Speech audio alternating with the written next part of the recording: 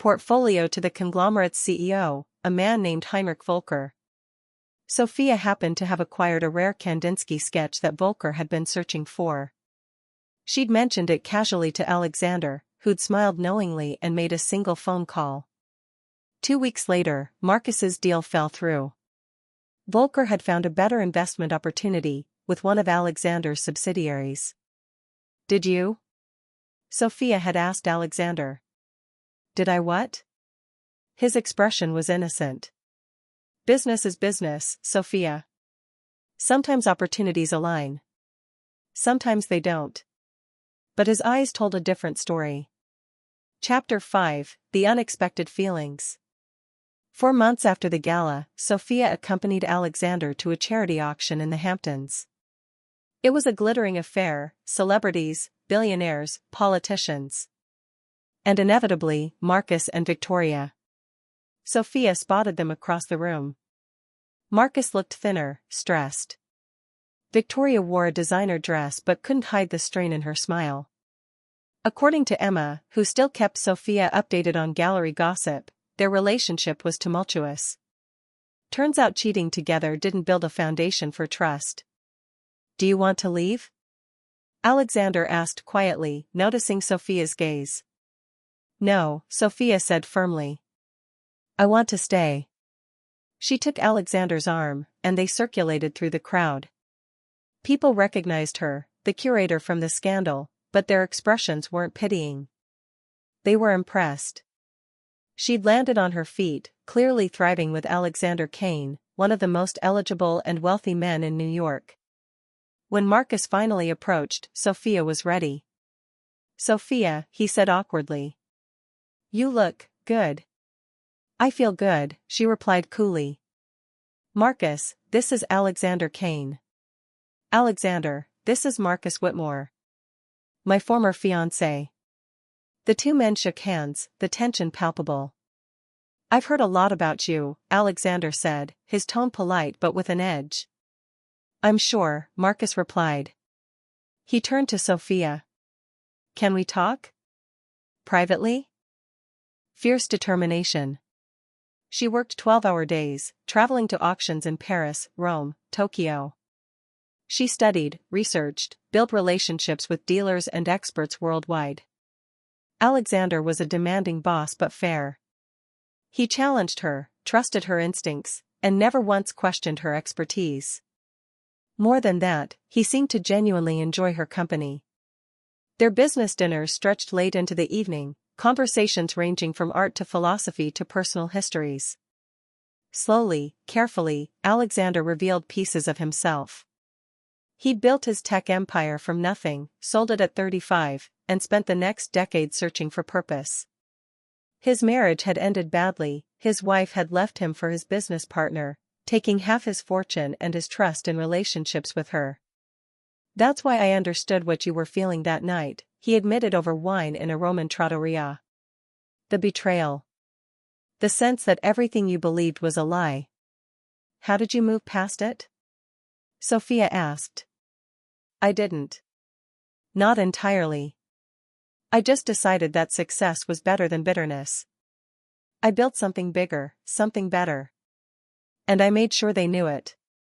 His smile was sharp. Revenge, as they say, is a dish best served on the cover of Forbes magazine. Sophia laughed, really laughed, for the first time since the gala. Meanwhile, her transformation was physical as well. She'd taken Alexander's advice about the wardrobe, replacing her conservative curator outfits with bold, powerful clothing. She cut her long hair into a sleek bob. She started working out with a trainer Alexander recommended, building strength both physical and mental. When she looked in the mirror now, she saw someone different. Someone stronger. Someone who wouldn't be broken by betrayal. She'd also quietly begun making moves of her own. Using her new connections, she'd learned that Marcus's firm was pursuing a major investment deal with a European conglomerate. The deal hinged on a presentation of their "I'll send a car at 9 a.m. "Oh, and Sophia? One more thing." "Yes?" "Go shopping. Get yourself a new wardrobe." Something that makes you feel powerful. Bill it to me. I can't. You can, and you will. Consider it a signing bonus. He hung up before she could protest. The next morning, a sleek black car arrived precisely at 9. The driver took her to a building in Tribeca, a converted warehouse with floor-to-ceiling windows and exposed brick. Alexander's private gallery. Inside was breathtaking. Dozens of pieces, each more stunning than the last. Impressionist paintings, Renaissance sculptures, contemporary installations. It was a treasure trove. "Welcome to your new office," Alexander said, appearing from a back room. He wore another impeccably tailored suit, this one charcoal gray. Sophia could only stare. "This is incredible. This is just the beginning." Alexander guided her through the space, explaining his vision. He wanted to build the finest private collection in North America, possibly rival the great museums. He had the money, his tech company had sold for billions, but he lacked the expertise. That's where Sophia came in. "Your first assignment," Alexander said, pulling out another folder, "is an auction next week. Christie's. There's a Klimt drawing up for bid. I want it. Your job is to authenticate it, determine its value, and advise me on bidding strategy." Sophia took the folder, flipping through the documentation. Her mind, dormant since last night's disaster, suddenly sparked to life. This was what she loved, the research, the investigation, the thrill of discovering a piece's true story. "I'll need access to the piece before the auction," she said. "Physical examination, not just photographs." "Already arranged. We fly to London on Wednesday." "We?" "I always accompany my team on acquisitions. Besides, London's beautiful this time of year." Chapter 4, Rising from the Ashes. Over the next 3 months, Sophia threw herself into her new life with help. "I'd like to acquire more. I'm building a private collection, possibly opening a museum eventually. I need a curator. Someone brilliant. Someone I can trust." "You just met me last night," Sophia pointed out. "And I learned more about your character in those 5 minutes than I learn about most people in 5 years. Alexander's expression grew serious.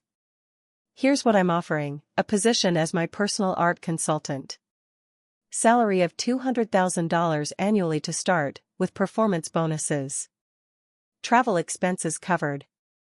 Access to auction houses, private collections, dealers worldwide.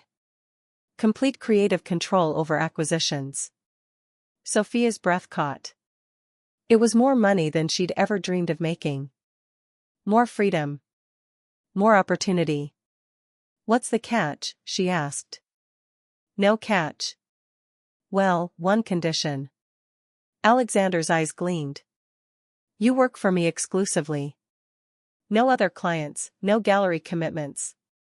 Your expertise, your time, your talent, all mine." The way he said "all mine" sent an unexpected shiver down Sophia's spine. This man was dangerous, not in a violent way, but in a way that suggested he got what he wanted, always. "I need to think about it," Sophia said. "Of course. Take a week." "But Sophia?" Alexander stood, buttoning his jacket. "While you're thinking, consider this: you can go back to your old life, fight for your position at a gallery that will probably push you out anyway, and spend years rebuilding your reputation. Or you can start fresh. New job. New circle. New life. On your terms." Chapter 3, The Decision. After Alexander left, Sophia spent the day walking through Central Park, trying to clear her head. Her phone continued buzzing: Marcus, Victoria, colleagues, even a reporter somehow tracking down her number asking for a statement. She ignored them all. By evening, she'd made her decision. She called Alexander. "I'm in." "I thought you might be." "Start Monday?" "Start tomorrow," Sophia corrected. "I need to stay busy, or I'll go crazy." "Tomorrow it is." Smiled. You're very presumptuous, Mr. Kane. Alexander, please. And yes, I am. Life's too short for excessive politeness. He poured coffee into 2 cups and sat down. Now, let's talk about your situation. My situation is that I'm unemployed, homeless, and publicly humiliated, Sophia said flatly. Oh, and I caught my fiancé cheating with my best friend. Did I miss anything? You're not unemployed. Yet. Though I imagine returning to that gallery will be complicated. He was right. The gallery's biggest benefactor was Marcus's firm. The board would pressure her to handle this discreetly, which was code for disappear quietly. As for homeless, Alexander continued, you can stay here as long as you need. I have an account with the hotel. Sophia's eyes narrowed. Why would you do that? You don't know me. Let's just say I'm investing in potential. Alexander leaned back, studying her with those sharp gray eyes. I saw how you handled last night, Sophia.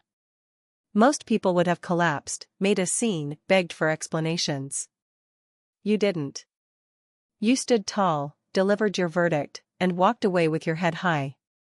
I cried in the car, Sophia reminded him. Of course you did. You're human, not a robot. But when it mattered, you showed strength. He sipped his coffee. That kind of strength is rare. It's valuable. And I'd like to make you an offer. What kind of offer? Alexander pulled out a folder and slid it across the table. Inside were photographs of exquisite art pieces, paintings, sculptures, rare antiquities. I'm a collector, he explained. But I'm not an expert. I need someone with a trained eye, someone who understands art history, provenance, market value. Someone who can spot a fake from a masterpiece.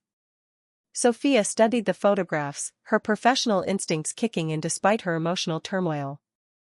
This Cezanne, if it's authentic, it's worth millions. It is authentic. I acquired it last month. Alexander smiled slightly. With your a new beginning. Sunlight streamed through the floor-to-ceiling windows of the plaza suite when Sophia woke.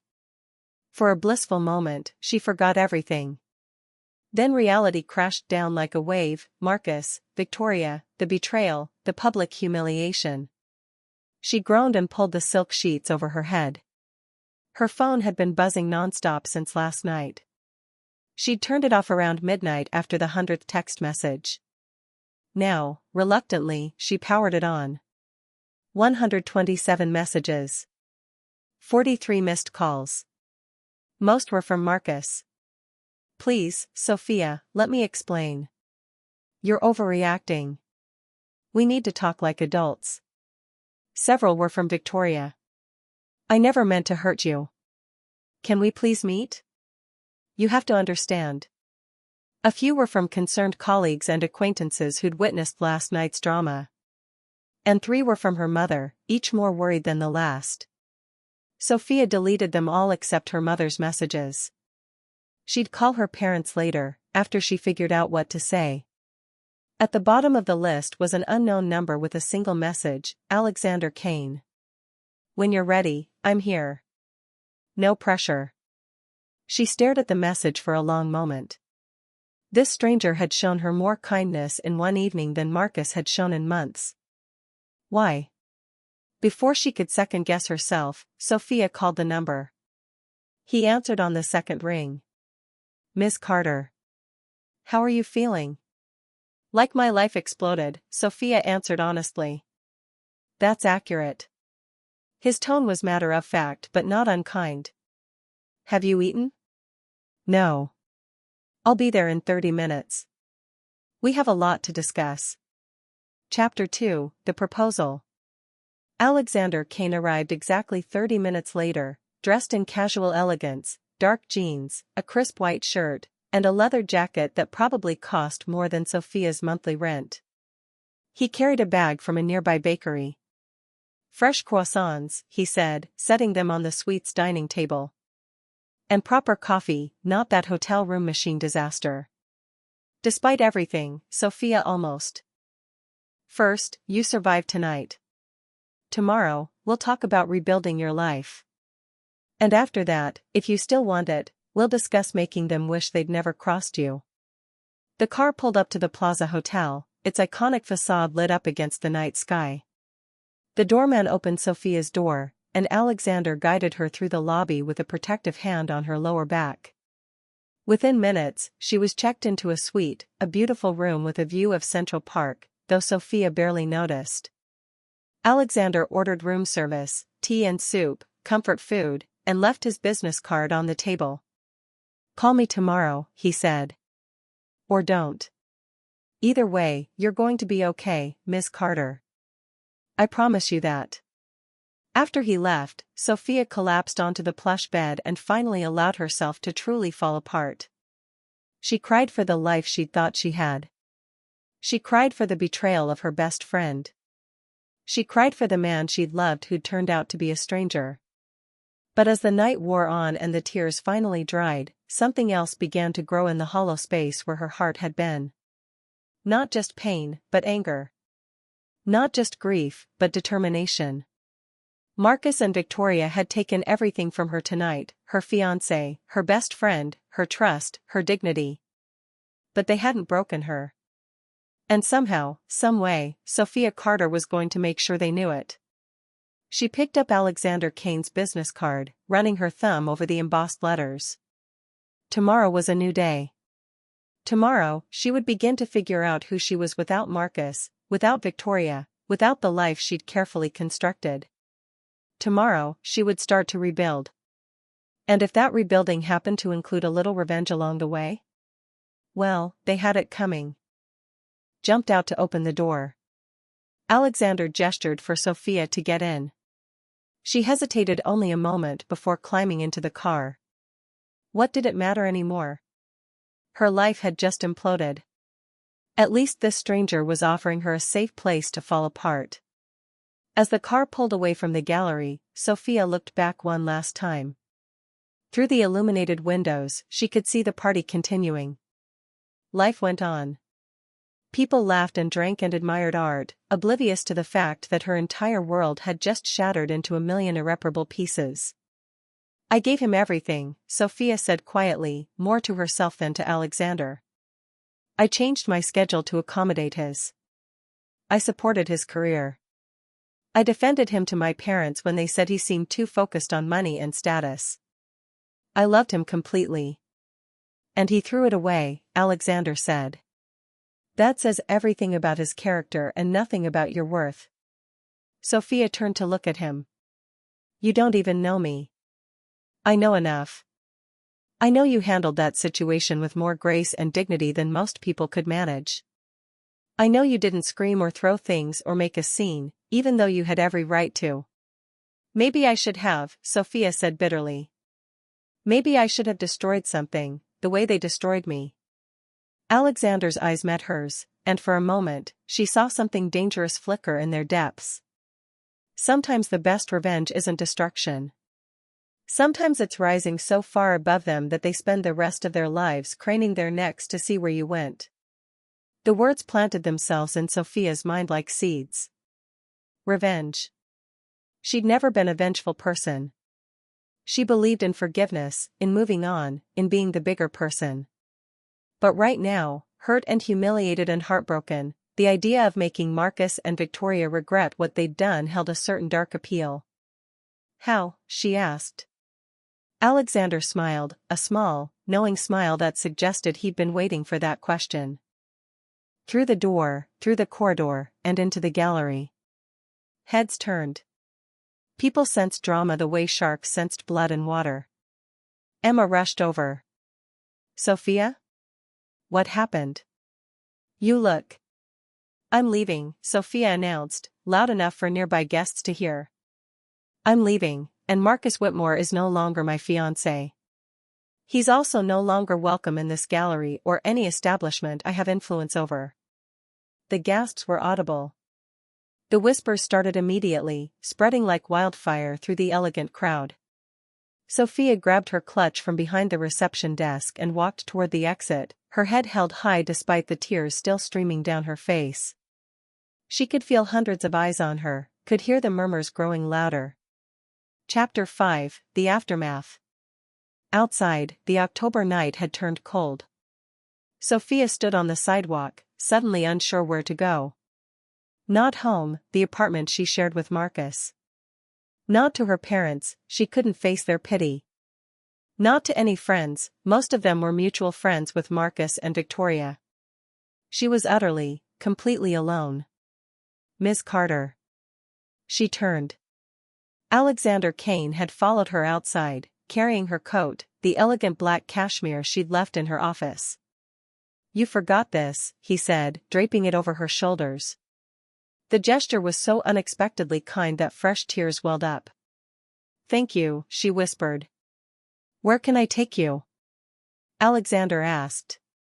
I don't know." "Then allow me to suggest a hotel. The plaza has excellent rooms, very private. You can gather your thoughts, decide on your next steps." Sophia looked at this stranger who was showing her more compassion than the two people she'd loved most in the world. "Why are you helping me?" Alexander's expression grew distant, as if remembering something painful. "Let's just say I know what betrayal feels like. And I know that in moments like these, having someone in your corner can make all the difference." A black car pulled up, a sleek Mercedes with a driver who two people had done to her. "I never want to see either of you again," she said, her voice steady despite the tears. "Consider our engagement over. Consider our friendship dead. You deserve each other." She turned to leave, but her legs felt weak. The terrace seemed to spin.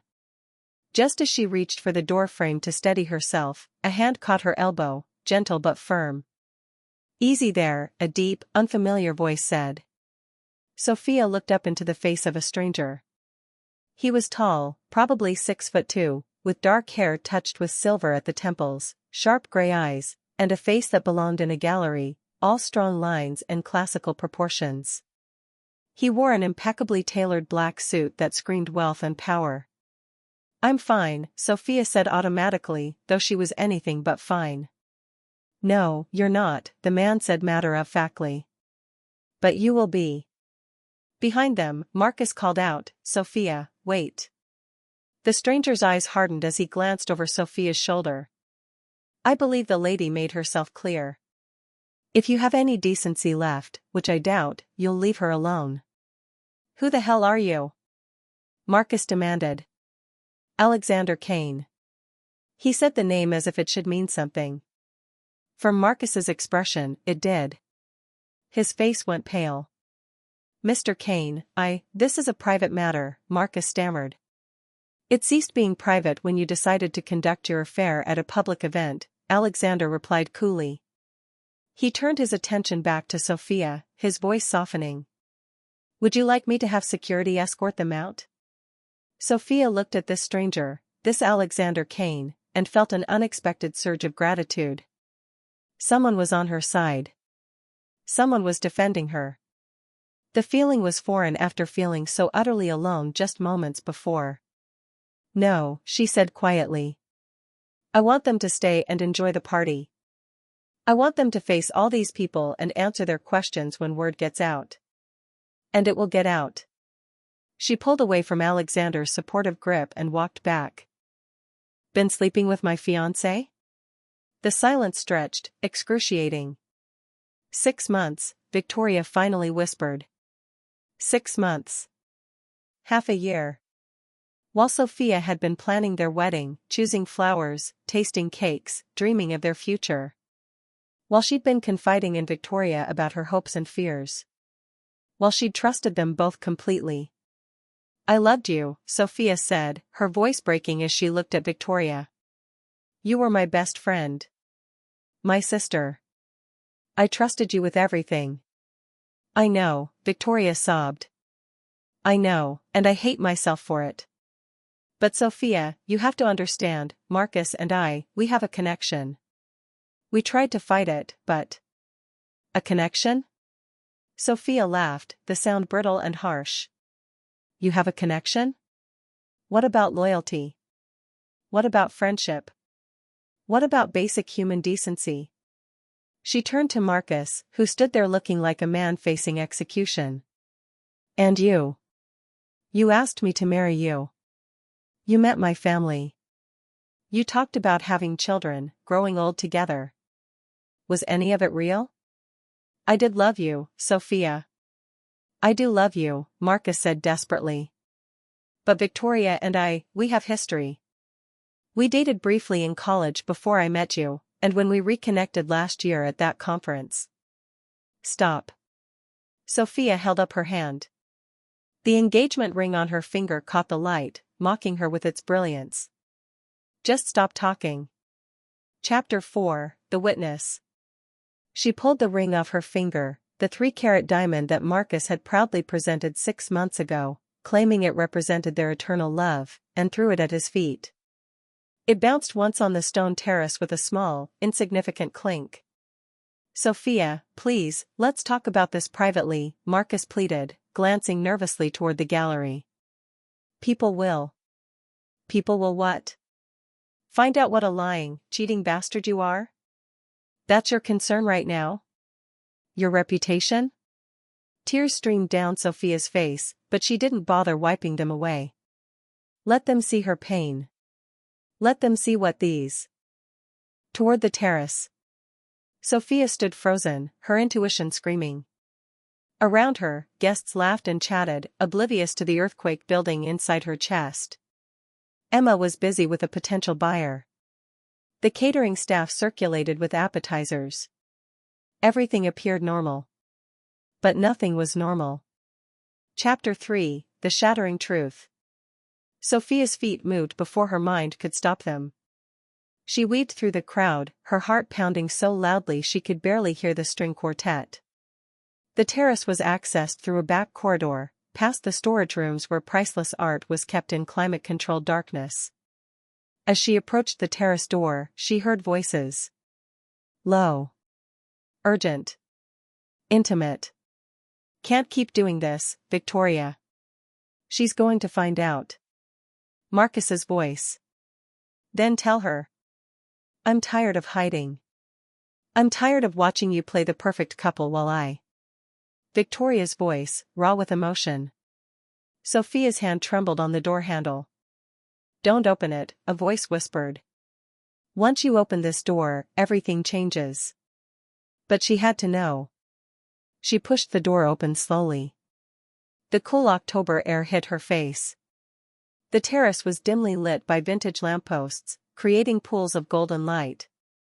And there, in one of those pools, stood Marcus and Victoria. In an embrace. Marcus's hands cupped Victoria's face. Victoria's fingers clutched his lapels. They were kissing, not a friendly peck, but a desperate, passionate kiss that spoke of longing and familiarity and something much deeper than a momentary mistake. The world tilted. Sophia gasped, the sound small but sharp enough to break them apart. They turned, eyes wide with shock and guilt. Sophia, Marcus started, releasing Victoria and stepping forward. Don't.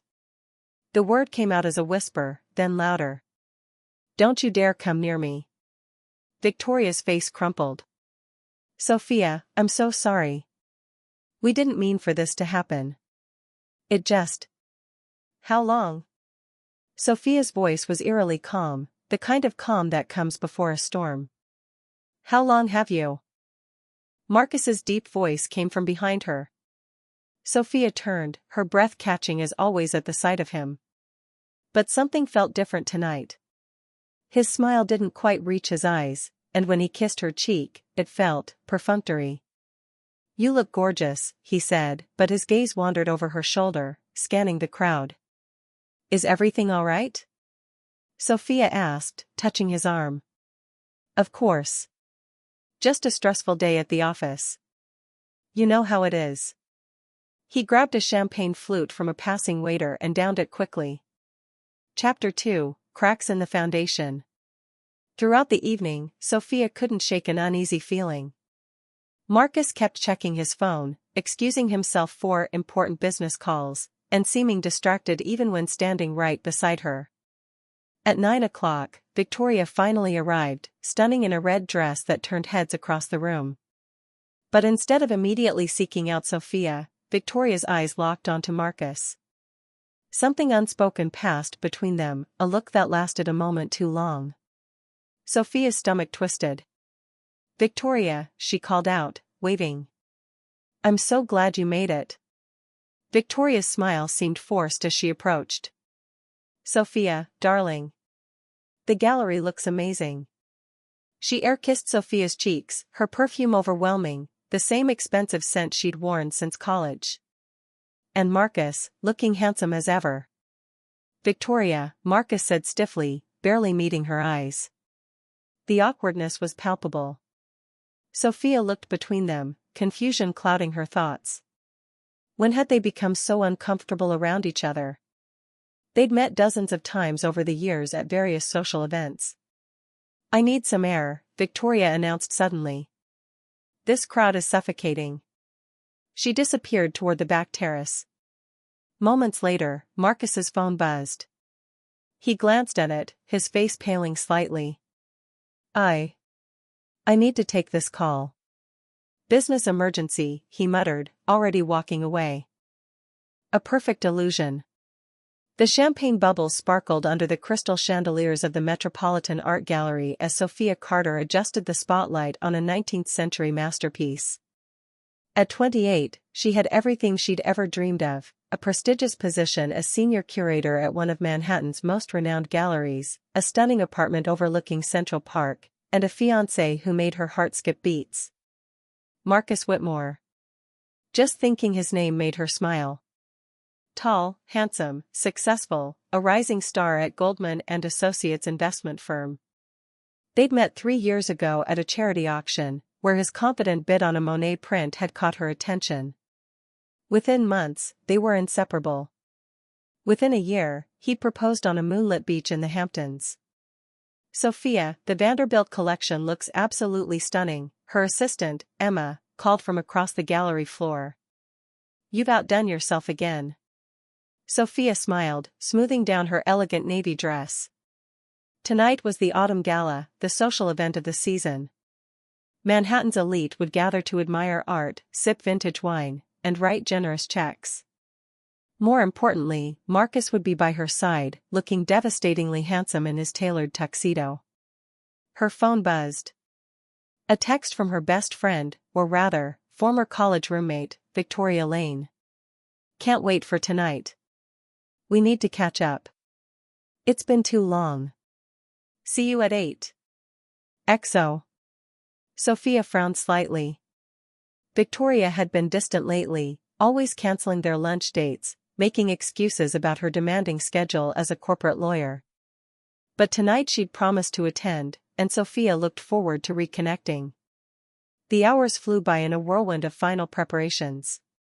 By 7:30, guests began arriving in designer gowns and expensive suits. The gallery hummed with sophisticated conversation and classical music. "There's my beautiful fiancé," Marcus's deep voice came from behind her.